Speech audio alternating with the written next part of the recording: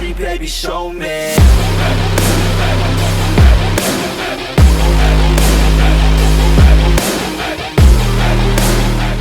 What is up, guys? Welcome back to another video. Today's video, I've got some cool stuff to talk about with probably one of the most longly awaited cars of this current generation for us Ford guys. My current generation, I've been talking about the S550 Mustang. So, you know, about 4 years. But before that, I just want to talk about, I do have a mod coming in today. I'm not going to be doing a video, putting it in this video, in its own dedicated video for the install. I bought it from Radio Shack, out of all places. So, it's just a little piezo buzzer to get my horn back because of my push button start. My dad hooked the horn wire up to hooked the siren wire up to the horn, so it was honking very loudly and very annoyingly. So I unplugged the horn altogether from the fuse and everything. So I finally need to have that back. Thank goodness. It's kind of annoying not having a horn to use to honk at people who are driving like idiots because there's a common trend out here. No one knows how to drive. So with that, I will be doing a install video on that in the future. But with that, today's video is about the new Shelby GT500. So I found this screenshot. I'm gonna try to see if I can put it on the screen now for you guys, as long as I can find it after this video. So this dealership is saying they're gonna be putting up to a $75,000 premium on the new GT500. And this is concerning to me because a lot of you guys know the Focus RS and the Civic Type R, and I believe even the Golf R has an issue with markups. The GT500R had the issue with it. Where dealerships are just being greedy and they're just like, oh, yeah, this car is cool. Let's double the price on the car. During the time here the Focus RS was out, as well as the GT350R, I would go to Ford dealerships and let's see Focus RSs, which I believe start around like 30.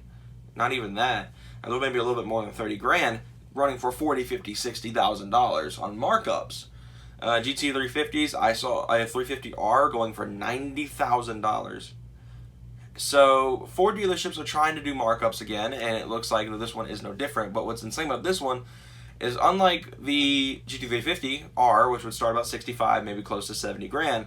I think it was 60, it may have been 50. I don't remember the exact pricing of the 350R.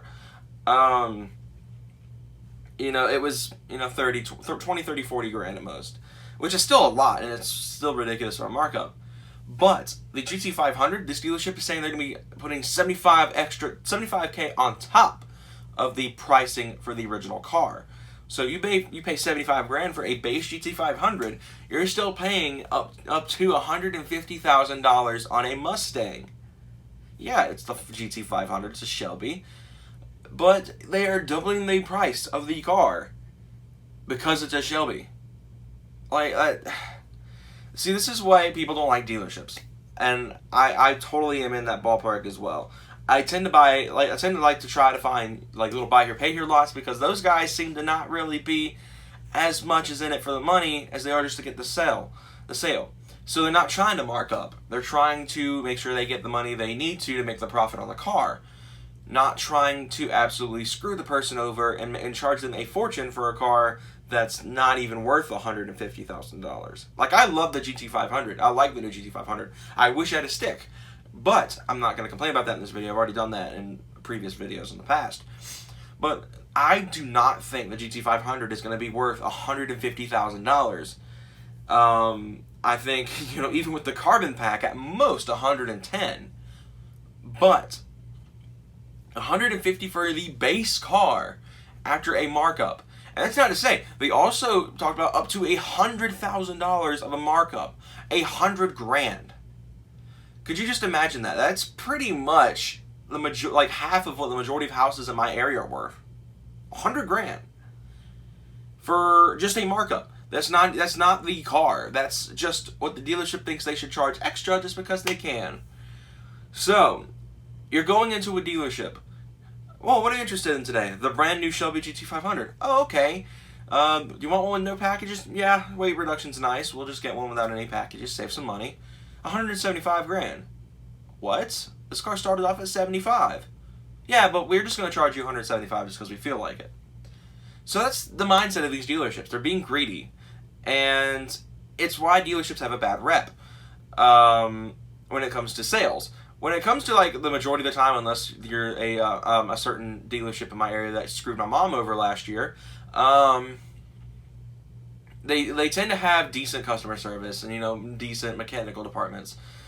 But it seems to me the problem is the higher ups are like, we know what we have. They're like people on eBay, on Craigslist selling 240 SXs.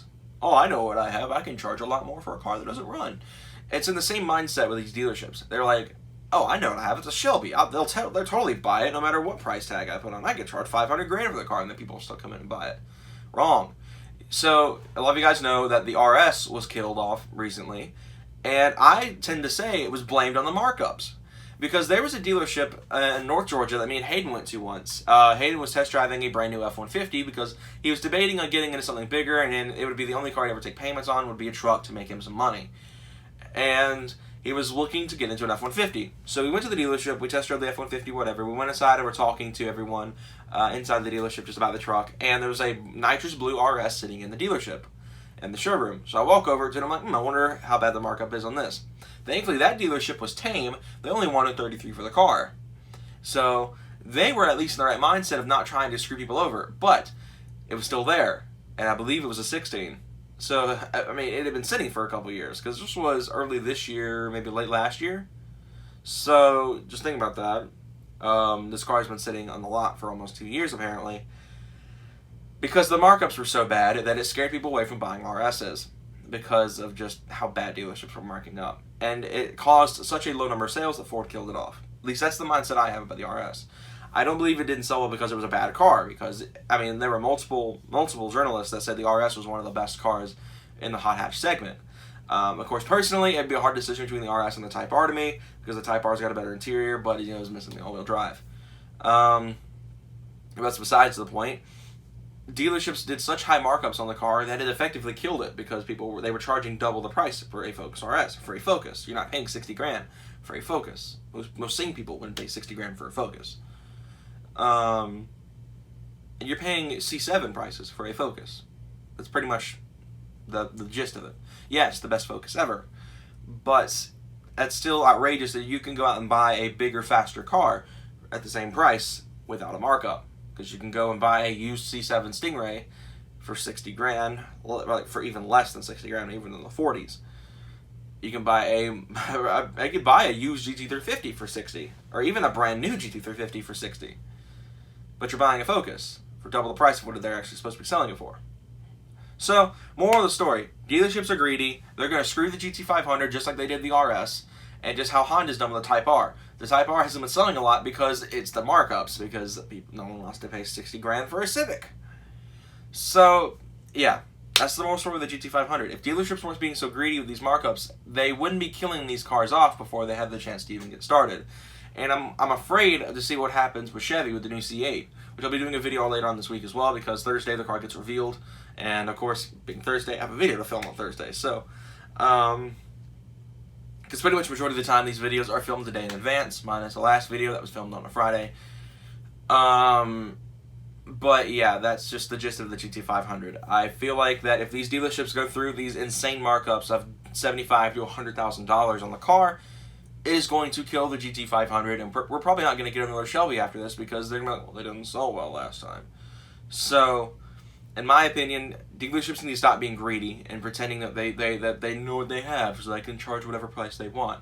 They should be charging what the MSRP of the car is, and maybe a little bit more just for profit's sake, but not doubling the price on the car. That's kind of just the end of that. So to close this video out, I just want to give just a couple quick notes for the channel. Like I said, I've got several mods coming in this week to unbox for you guys.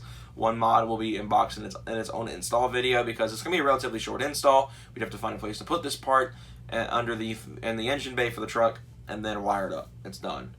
But then I have a set of cool new carbon trimmed seats coming in that pretty much tore up my entire savings fund. That'll be coming in on Friday, which I will be doing an unboxing video for Monday. Those because I won't be able to install them because the brackets are coming from Wedge, and Wedge takes up to 2 weeks to build your brackets. It's the same brackets that Tinkering Thomas used in his Sport Track and my friend Josh used in his Sport Track. So I made sure to go through with it with Josh because I don't have a way to contact Thomas besides going through Facebook. And on the owners group, and talked to him about the seats. So I'm using the wedge brackets for the 9201 Explorer. These are the same exact brackets Josh used in his truck. So yeah, that's the set we're going with. So it'll be nice, and we'll bolt right in. So expect the install video, and at minimum 2 to 3 weeks on those, because of how long it's going to take for the brackets to show up. Pretty much as soon as the brackets show up, they're going on the truck. So I'll keep you guys updated on that. And from there, I have some maintenance to take care of. I'm finally going to get the power steering rack replaced because it's just about time to take care of that. I wanted to get it done before I got to school. That way I could get the alignment done shortly after, and the truck would be in tip-top shape, because it definitely needs an alignment. As you guys saw, my front right tire is starting to show a little bit of cord. So I'm either going to have to replace that tire soon, or I'm going to have to get that alignment done ASAP, so that way it is fixed. And we know will last a few more thousand miles before I have to replace it, because I tend to like to replace all my tires in a set. So anyway, guys, that's all I can think of to close this video out. Thank you guys again for watching. Leave a like, subscribe for more content coming soon. Like I said, truck content will be coming back next week next week, because I'll be doing the C8 video on Thursday. So expect one more sit-down video this week. Probably won't be doing a full sit-down. Probably be outside of the truck, though, just to change it up a little bit from being in the office. But anyway, hope you guys enjoyed. I will see you guys next time. Take it easy. Have a fun day. Dang it, I sound like David again. Have a good day, everyone. I'll see you guys on Friday. We'll be right